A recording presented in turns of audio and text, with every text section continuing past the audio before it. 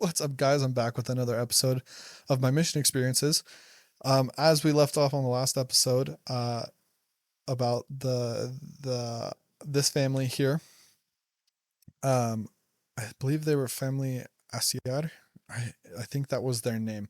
I actually still get messages from them every once in a while, and I was really sad to leave this area, mainly due to this family here. They were the first people I ever taught a lesson to in Ushuaia. And it's funny because I got to Ushuaia and we're sitting there and we walk into this lesson, we sit down and we start talking. And I found out that the our friend here, this lady, she was from Calafate. She was born and raised in Calafate. And I said, "Oh, no way. I've lived in Calafate. I lived there for about 6 months." And she goes, "That's awesome." And so that was the gist of it. We talked a little bit. And then we start talking about baptism with them. So they had a baptismal date set. It fell through. They had another one. They'd gone to church a handful of times. They really enjoyed it. They really enjoyed our lessons. They really enjoyed talking to us. And they did want to be baptized. And so I start testifying of baptism to them. And I said, um, I've had a handful of people be baptized. I had a boy in Calafate named Ariel get baptized. Sorry, not Ariel, Alejandro get baptized. And this lady, she goes, "Alejandro in Calafate?" I was like, "Yeah." And she's like, "Wait a second. Is his name Alejandro Ariel Arroz de Guichar?" And I was all like, "Yes." And she goes, "That's my cousin." And I was like, "What?" And she's all like, "Yeah, Julio, his dad is my uncle."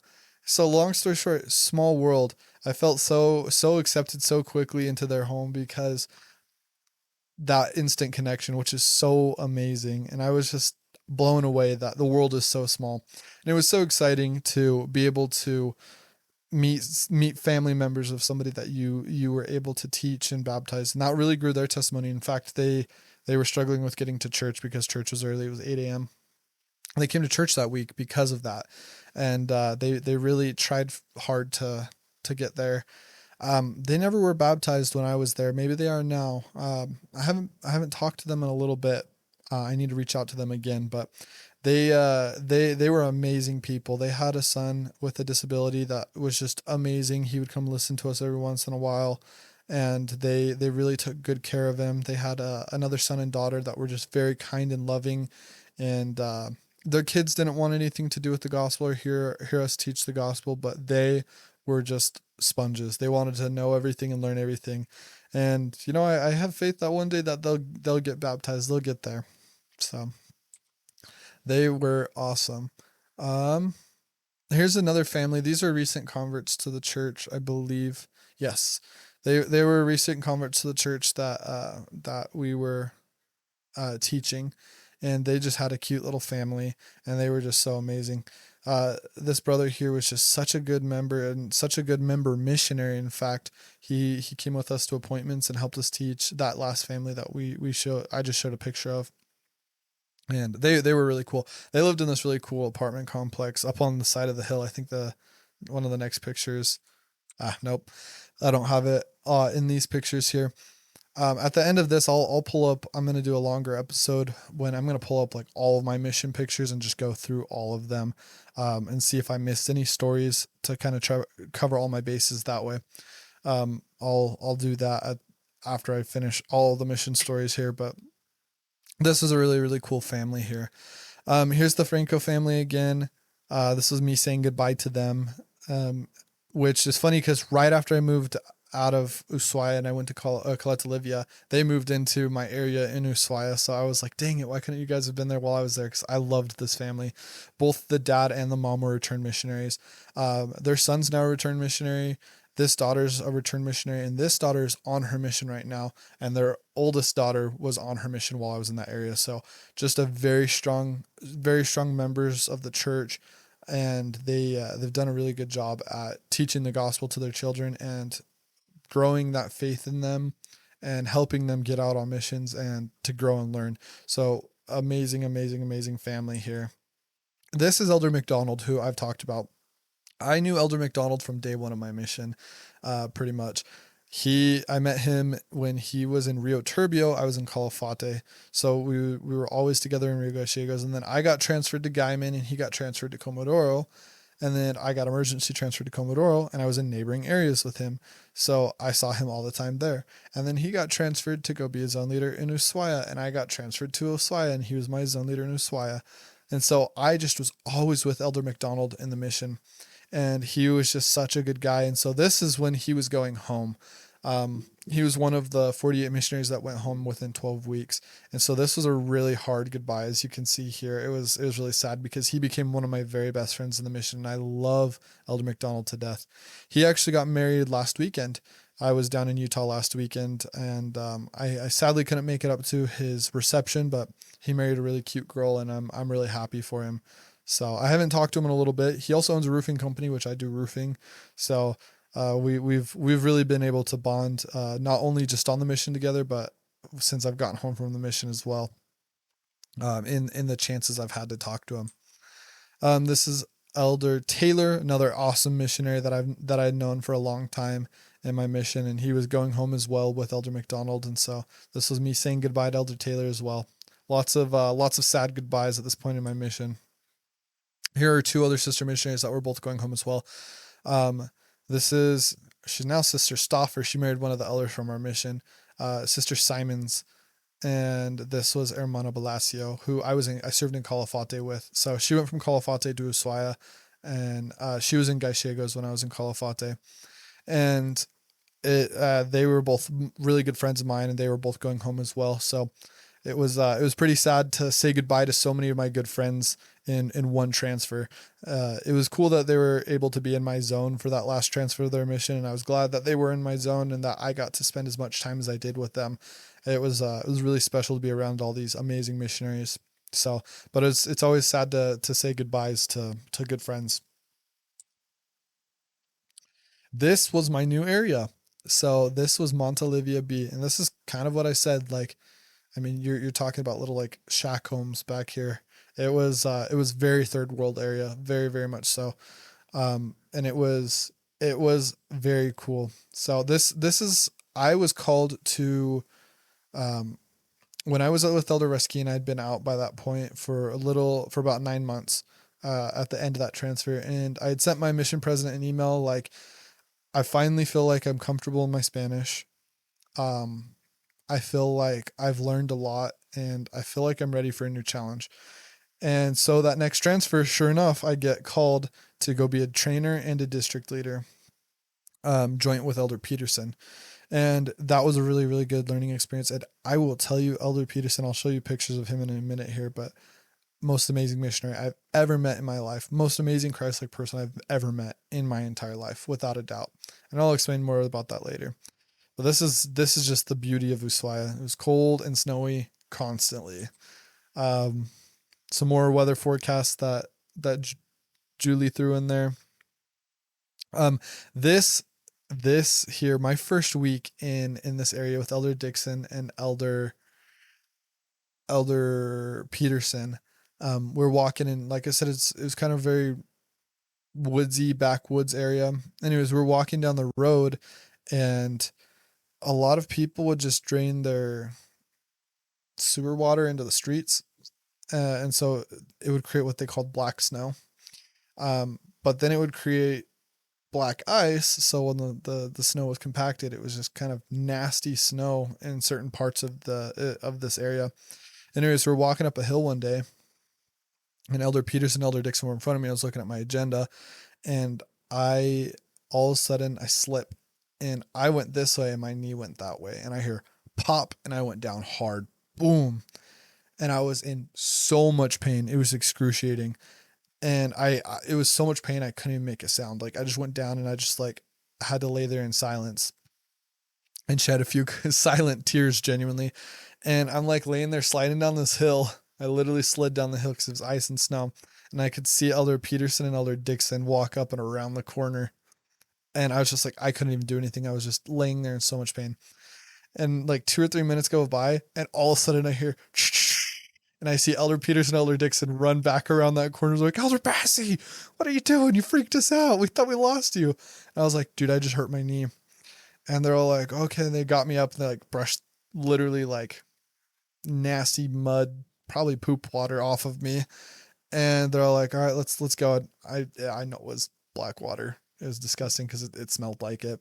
Anyways, we start walking and I could just feel my knee swelling. It hurt so bad. Long story short, um, I was finally like, elders, my knee hurts super bad. We got to go home. So we went home. We're sitting there, and I did not. One of my buddies, Elder Pakwalla, had just gotten sent home because he tore his ACL and his MCL slipping on ice. And so I had that in the back of my mind. I was really, really worried about that. And so we, I was really worried. And so, long story short, we were at home and my knee was in so much pain that by the end of the night, I finally needed to go to the hospital. And that's what happened. I went to the hospital and they pulled me into a room. They did an ultrasound on my knee and they said that I had just hyperextended ligaments and that I needed to stay off my knee for about a week and a half. So for a week and a half, we stayed in our apartment and played Monopoly. It was the worst and did lots of phone calls to investigators and everything else, which that was hard uh, to have happen, but it's all right. I got through it. And the zone leaders ended up going to zone conference and they came home. They're like, hey, Elder, probably need to start packing your bags. The Hermana Salerno, Sister Salerno was thinking you're ready to go home because of your knee injury. And I was freaking out. I was literally having a panic attack. And then all of a sudden I get a knock at the front door and it's the zone leaders like, you ready to go? And I was like, what? And they were like, nah, just kidding, man. We just wanted to see your face. So they teased me that way. And I was irate. I was like, dude, don't make jokes like that. That freaked me out. I don't want to go home. Anyways, it was, it's funny to look back on now, but at the time I was not happy about that. So, here's our zone. The zone shrank a lot because they closed 3 areas in our zone. So, um, Elder Avila's, Elder Taylor, my companionship, and then these were the sisters in our sister Carrasco and sister Bushman. They were in our district, and then Hermana Beasley and Hermana Beasley and Hermana Oliveira. And so the crazy thing is at the time I was called to be district leader. I was called to be district leader over the entire zone of Ushuaia. So this whole entire zone was my district, and then there were zone leaders. And so it's funny because I would call every night. I had to call each of these companionships and ask them how their numbers were doing, this, that, and the other. And they would have to report to me. So I would even call the zone leaders and get their reports for the week. And then they would call me back, get the official numbers for everybody. It was kind of a little bit of a backwards thing there. It was kind of funny, but that was, it was a good learning experience. So, this was a fun group picture that we took, with our white handbooks. So it was pretty funny. Um, Here's Elder Peterson, Elder Peterson and Elder Dixon and I sitting in a dump, eating our lunch on top of the hood of a car, or the roof of a car that was set in this dump. It was kind of funny. Just a fun little spot there. So these are the houses you can see in the background. I mean, they're literally made from like plywood and cinder block. Um, they were kind of ghetto. So it was a crazy area. It's a fun picture. I really love this picture. This is Elder Peterson, who I said is one of the most Christ-like people ever. So Elder Dixon, when he got to the mission one transfer before. So when I was with Elder Riskin, and Elder Dixon had come into the mission, and he was a little bit of a heavier guy, and he just like with walking and eating different foods and everything, just started dumping weight off of him. He lost so much weight in the matter of 3 months that they literally were worried that he had parasites or something. And they were like, we might have to like send you home if you're sick. And, anyways, he lost so much weight, and Elder Peterson, man, would just like, oh yeah, Elder Dixon, just, you can use my belt today. And, at the end of the transfer, Elder Dixon's belt literally didn't fit him anymore. And Elder Peterson's like, here, have my nicest belt. Give him his nicest belt. He had a mission belt, which are expensive belts that are just so nice. Elder Peterson just gave that to him. He's like, Elder Dixon, I want you to have this. And gave him his mission belt. And I was just like in awe. I was like, this is a Christ-like human being. I only had one transfer with Elder Peterson, sadly, but there were multiple times in my mission when I begged my mission president, like, please send me back to be companions with Elder Peterson. That man is the most Christ-like man I've ever met in my entire life. Just a good guy that I really, really love and appreciate, and I learned a lot from. And his Spanish was phenomenal, and he was younger in the mission, and he was just such a good guy. I love Elder Peterson. I love Elder Dixon too. We had a lot of fun times together. This picture, right before this picture was taken, we were walking, and we had to cross this area that had like a little frozen lake, and we were walking over, and Elder Dixon fell waist deep into this lake, man. Just sploosh. And so he fell waist deep into this lake, and it was so funny. We had to get him home and get him changed because it was really cold outside and he was just sopping wet. It was a hilarious situation. We laughed so hard, man. I don't think I've ever laughed that hard in my life. Since then, it was just so funny. I felt so bad for him because it was about an hour to get home, waiting for the bus and all that stuff. So cold. It was a really cold day, but it was really funny. Here's zone conference, with the mission here.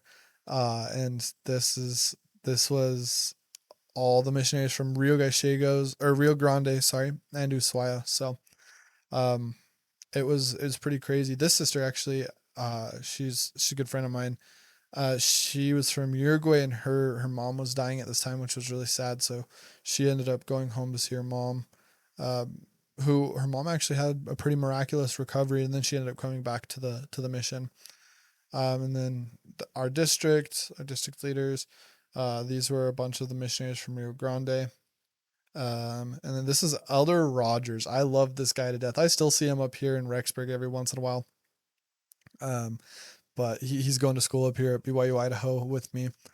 And so I see him from time to time. He comes over and he drinks a mate and we play some Truco.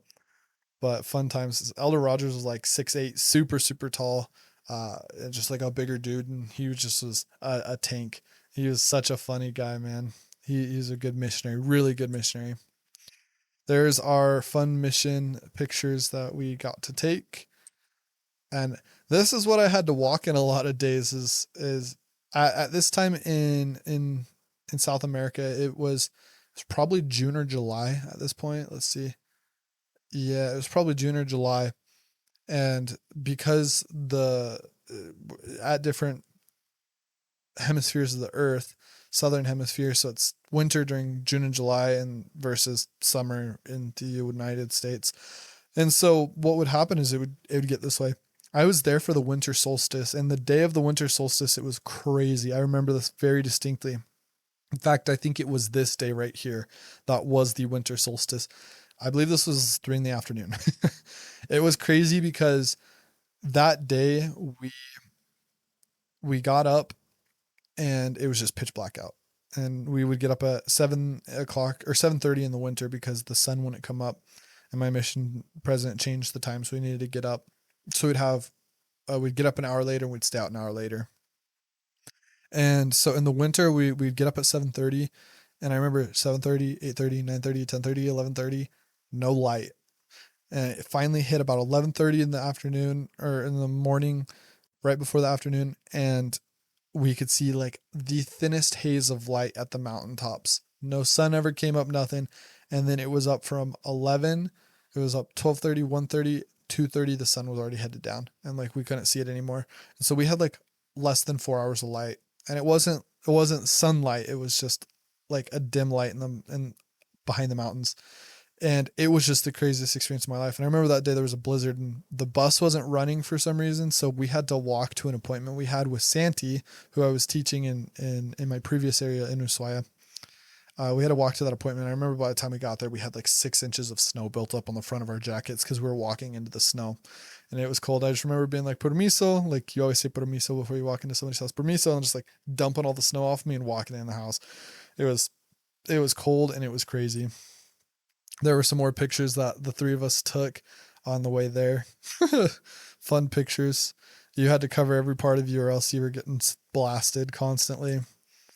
And then this is the day of a baptism, but we will leave that for the next episode. I hope you guys enjoyed this, and hope you guys are enjoying some of my experiences in Ushuaia. And yeah, thanks to everybody that is watching, and thanks to everybody that has subscribed as of recently. Appreciate you guys all, and I hope you guys enjoy, and I'll see you guys in the next episode. Later.